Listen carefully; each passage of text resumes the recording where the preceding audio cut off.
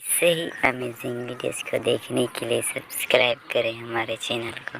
देखिए, अगर मैं आपसे पूछूं कि इस दुनिया की सबसे खूबसूरत जगह कौन सी है, तो आपके मन में जम्मू एंड कश्मीर, स्विट्जरलैंड या कोई और ब्यूटीफुल सी जगह आएगी। पर अगर मैं आपसे पूछूं कि इस दुनिया की सबसे रहस्यमयी जगह कौन सी है, तो जानते हो इसका आंसर क्या होगा?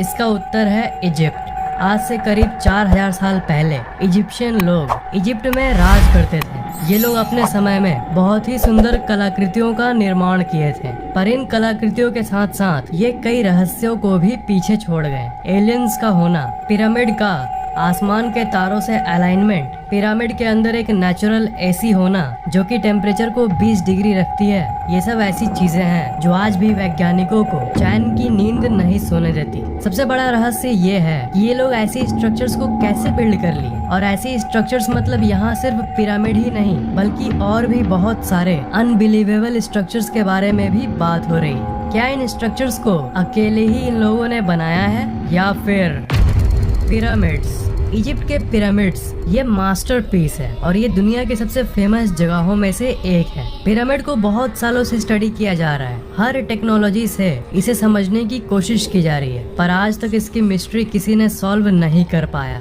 इन्होंने एक एक पीस को एक साथ कैसे लाया, और इन्होंने किस तरह का कंक्रीट का इस्तेमाल किया, और ये इतने परफेक्टली अलाइंड कैसे हैं? बिना मशीन और टेक्नोलॉजी के ऐसे स्ट्रक्चर्स बनाना तो साइंटिफिकली इम्पॉसिबल है। सिर्फ एक पिरामिड के अंदर ही 23 लाख लाइमस्टोन के ब्लॉक्स का इस्तेमाल किया गया है। इन पत्थरों को एक जगह से दूसरे जगह मूव करना ही इतना मुश्किल है, तो इसे एकदम परफेक्ट पोजीशन पर लाना तो दूर की बात है, पर इन्होंने इन दोनों चीजों को किया। पिरामिड का एक एक ब्लॉक जो देख रहे हो, इनका वजन 2700 किलो से लेकर 70,000 किलो तक है। आजकल के जो मॉडर्न क्रेन्स होते हैं जो बड़े बड़े अपार्टमेंट्स को बनाने में काम आता है, वो यूजुअली 20,000 किलो से ज्यादा लिफ्ट नहीं कर पाते हैं। तो जब आज के समय में 20,000 किलो वजन उठाना इतना मुश्किल है, तो वो आज से 4000 साल पहले आखिर ये सब कैसे कर लिए? 4000 साल पहले वो 70,000 किलोज को कैसे ट्रांसपोर्ट किए होंगे बिना एडवांस्ड मशीनरी के? इसका एक जवाब है जो आप में से ज्यादातर लोगों को यकीन नहीं होगा, और वो है एलियंस। पिरामिड से जुड़ी एक थ्योरी है जिसे ओरायन कोरिलेशन थ्योरी कहते हैं। अगर आप रात के समय पिरामिड को देखोगे तो आपको दिखेगा कि वो एक्चुअली में आसमान के कॉन्स्टलेशन यानी तारों के एक नक्षत्र के साथ अलाइन करता है। आसमान के इस कॉन्स्टलेशन का नाम है ओरायन बेल्ट, और इसके 3 मुख्य तारे हैं जिनका नाम है एलनाइटक, एलाइलम और माइंड टेका। ये तीनों तारे पिरामिड से सिंक होते हैं। इसकी पोजीशन और अलाइनमेंट बिल्कुल इन तारों जैसी है। इस इम्पॉसिबल सी चीज को देखकर बहुत सारे थ्योरिस्ट्स ये मानते हैं कि पहले के समय में एलियंस धरती पर आए थे और अपने साथ एडवांस्ड टेक्नोलॉजी लाए थे, और इन्हीं की हेल्प से इस इम्पॉसिबल सी पिरामिड को इन्होंने बनाया, और ये एलियंस इन्हीं तारों से आए थे। पिरामिड को एलियंस ने बनाया या इंसान ने, ये बात तो कोई नहीं जानता, पर एक बात तो श्योर है कि पिरामिड्स और दूर तारों की दुनिया का आपस में कुछ न कुछ कनेक्शन जरूर है। कुछ थ्योरिस्ट्स ये कहते हैं, जो कि मैंने आपको अभी बताया, कि ये एलियंस उन्हीं 3 तारों में रहते थे, और ये पिरामिड लोगों ने इनके साथ अपने कनेक्शन को दिखाने के लिए बनाया था। तभी रात के समय ऐसी परफेक्ट अलाइनमेंट होती है। टनल्स इन पिरामिड्स। पिरामिड्स हर एंगल से रहस्यों से भरी हुई है, पर इनके अंदर के टनल्स उनमें से सबसे बड़ा रहस्य है। पिरामिड में जगह जगह पर टनल्स बने हुए हैं, और पहले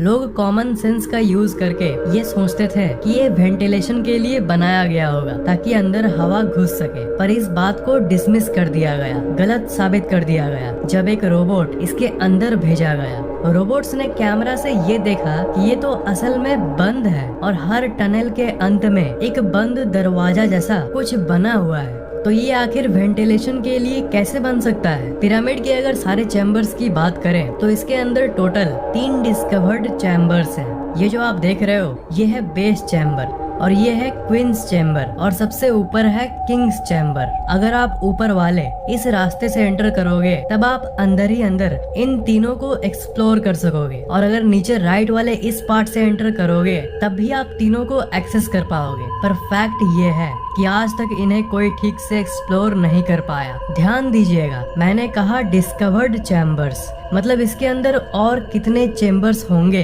ये कोई भी नहीं जानता। और ये भी माना गया है कि ये टनल्स इसलिए बनाए गए थे क्योंकि उस समय के लोग ये मानते थे कि अगर किंग यानी राजा की बॉडी को अगर इस चैम्बर में रखा गया और ये शाफ्ट बनाया गया तब उनकी आत्मा, उनकी सोल आसमान के इन तारों की तरफ जाएगा। इसे पिरामिड का स्टार शाफ्ट थ्योरी भी कहते हैं। जब इस क्वींस चैम्बर के अंदर रिमोट कंट्रोल कैमरा को भेजा गया तब ये देखने मिला एक बंद स्टोन जिसके ऊपर मेटल पिन लगा हुआ था। इसे ऐसा बनाया गया था मानो ये लोग नहीं चाहते हो कि कोई इसके अंदर जाए। और इसके डिस्कवरी के बाद ऐसी बहुत सारी थ्योरीज सामने आई जो ये कहती है कि इसके अंदर और एक अनडिस्कवर्ड चैम्बर मौजूद है। पर एक नए एडवांस्ड टूल के जरिए इस बंद दरवाजे को ड्रिल करके इसके अंदर एक छोटा सा कैमरा को भेजा गया। तो उस कैमरे ने इस फोटो को खींचा और इसके अंदर जाने के पहले ही वो कैमरा एक रहस्यमयी तरीके से खराब हो गया और इसके आगे की एक्सप्लोरेशन अधूरी रह गई। और उसके बाद से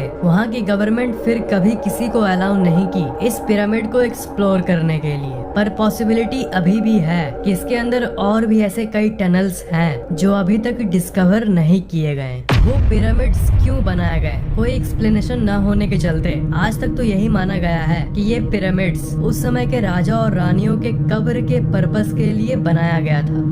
वो राजा रानियों का कब्र था। मम्मी के बारे में तो कभी न कभी आपने जरूर सुना होगा। तो जो लोग राजा रानी के कब्र वाली बात को मानते हैं वो लोग ये कहते हैं कि उस समय के राजा रानियों के शरीर को ममीफिकेशन के प्रोसेस के जरिए बॉडी को मम्मी बनाकर उसे कब्र में रखा जाता था। मरे हुए बॉडी को लाइनेन नाम के एक फैब्रिक में बांधकर कब्र में रख दिया जाता था। पर अजीब बात यह है कि अगर आप पूछो कि आज तक कितने बॉडीज, कितने मम्मी पिरामिड में मिले हैं तो इसका आंसर है 0। जी हाँ, आज तक एक भी मम्मी पिरामिड में नहीं मिला। पिरामिड को अभी तक पूरी तरह से एक्सप्लोर नहीं किया गया है, पर जितना एक्सप्लोर हो चुका है उसकी बात करें तो सारे टॉम्ब बिल्कुल खाली थे और उसके ऊपर कोई टेक्स्ट भी नहीं लिखा हुआ था, जो कि जनरली उस समय के बाकी जगह पर टॉम्ब्स पर लिखा जाता था। क्वींस चैम्बर में न क्वीन का मम्मी पाया गया और किंग्स चैम्बर में न किंग का मम्मी पाया गया। तो इस सब को देखकर थ्योरिस्ट्स ये कंक्लूजन निकालते हैं कि पिरामिड शायद इसके लिए नहीं बनाया गया था,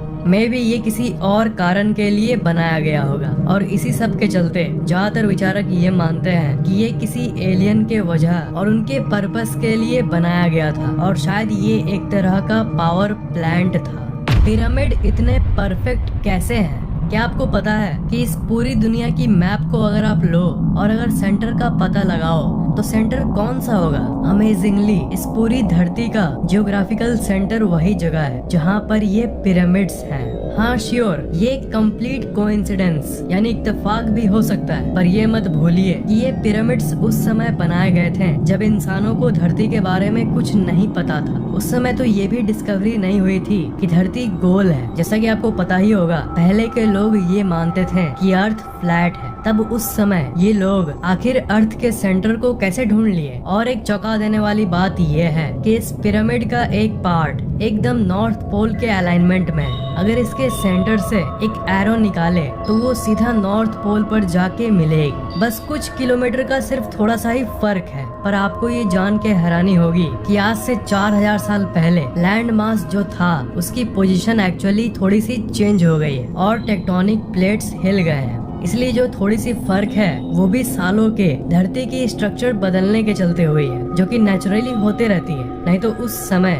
4000 साल पहले ये परफेक्टली अलाइंड था नॉर्थ पोल के तरफ। पिरामिड स्टोन्स, आपको क्या पता है कि जिन पत्थरों से पिरामिड बनाया गया था वो किसी आम पत्थर से लाखों गुना ज्यादा मजबूत है और साइंटिस्ट्स इस पत्थर को बहुत एनालाइज किए हैं। और क्या आपको यकीन होगा कि साइंटिस्ट्स को आज तक नहीं पता चला कि एग्जैक्टली ये है क्या?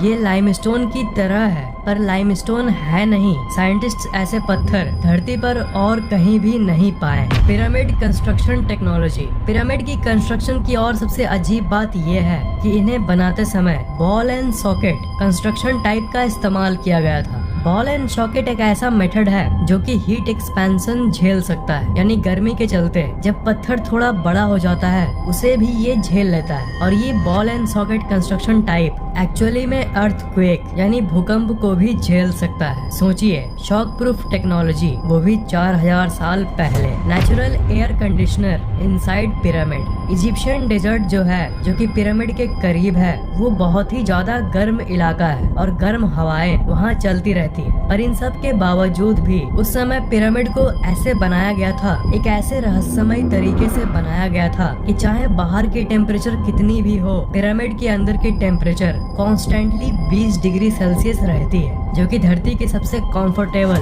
और एवरेज टेम्परेचर है। इसे आप 4000 साल पहले की नेचुरल एसी यानी एयर कंडीशनर भी कह सकते हो। तो क्या ये सब facts, natural AC, earthquake resistant buildings, Orion star alignment, north pole direction without compass, क्या ये सब महज इत्तेफाक है या फिर सच में इसके पीछे किसी इंटेलिजेंट प्राणियों का हाथ है, जिन्हें इतना नॉलेज था इस दुनिया के बारे में जितना हमें आज भी नहीं है? थ्योरिस्ट्स का ये मानना है कि ये नॉलेज उन इजिप्शियन लोगों को एलियंस ने ही दिया था।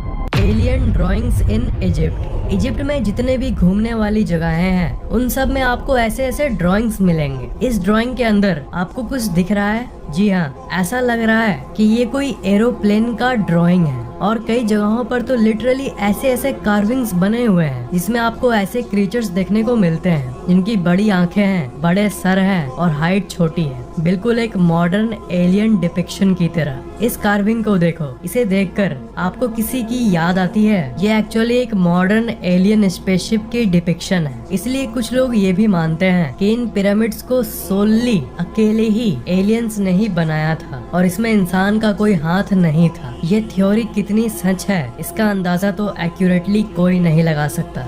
पिरामिड और तारों का जो सिंक की बात की हमने, उसको और गहराई से देखें तो ये पता चलता है कि बिना एरियल व्यू के यानी बिना ऊपर से देखे ऐसी परफेक्टली अलाइंड स्ट्रक्चर्स नहीं बनाया जा सकता। सिर्फ ऊपर से एरियल व्यू की हेल्प से इसकी पोजीशन को कंसीडर किया जा सकता था। और 4000 साल पहले तो ड्रोन और हेलीकॉप्टर्स भी नहीं थे, तो आखिर ये जमीन पर बैठकर ही अलाइन कैसे कर लिए? सिर्फ दूसरे प्लैनेट्स के प्राणी ही ये सब कर सकते थे। सिर्फ एलियंस ही एरियल व्यू पता कर सकते थे ऊपर से अपने स्पेसशिप की हेल्प से। Amazing sun alignment of pyramids. हर साल 21 जून को समर सोल्स्टिस होता है, यानी सबसे बड़ा दिन और सबसे छोटा रात वाला डे। इस दिन अगर आप शाम को ग्रेट पिरामिड को व्यू करोगे तो वो कुछ ऐसा दिखेगा। पिरामिड के ठीक सेंटर में उस शेर के ठीक ऊपर से ऐसा सूरज का व्यू। तो ये सबको मद्देनजर रखते हुए, इतनी कैलकुलेशंस करते हुए आखिर वो लोग कैसे जानते थे?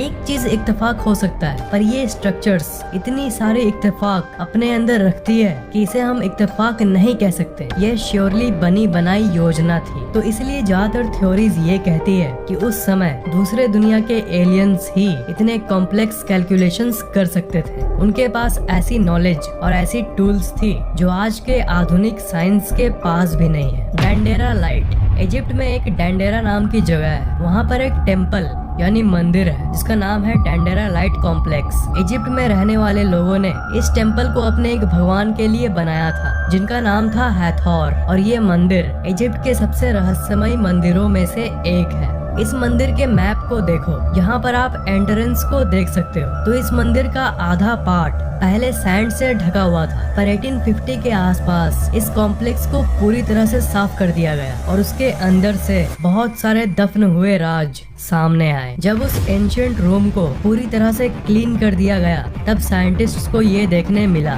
एक ऐसा आर्ट जो कि बहुत अलग था और पूरे इजिप्ट में सिर्फ इसी मंदिर के अंदर ऐसा कुछ कला देखने मिला। इसे डेंडेरा लाइट कहते हैं। दीवार पर ये जो ड्राइंग जो इजिप्शियंस ने बनाई है ये सवाल खड़ा करती है कि इजिप्शियन लोग भला कितने एडवांस थे। इस इमेज को अगर आप ध्यान से देखोगे तो ये आपको एक लाइट बल्ब जैसा कुछ दिखेगा। ये मत भूलिएगा कि हम 4000 साल पहले की बात कर रहे हैं। इस इमेज को देखकर थ्योरिस्ट्स ये कहते हैं कि एंशिएंट इजिप्ट में इलेक्ट्रिसिटी यानी बिजली एग्जिस्ट करता था और 4000 साल पहले इन्हें इलेक्ट्रिसिटी टाइम ट्रैवलर्स यानी समय यात्रियों ने या फिर पहले के एंशिएंट एलियंस ने दिया था। और थ्योरीज का ये कहना है कि ये लाइट बल्ब वो चीज है जो रात के समय इन्हें पिरामिड और बाकी स्ट्रक्चर्स बनाने में हेल्प करती थी। एक बल्ब होती है जिसे क्रूक्स ट्यूब कहते हैं। अगर आप इस इमेज पर आज के एक मॉडर्न क्रूक्स ट्यूब से कंपेयर करोगे तो ये कुछ ऐसा दिखेगा। इस बल्ब के अंदर जो फिलामेंट है उसे इजिप्शियंस ने एक सांप से दर्शाया है और इसके एंड में इस जगह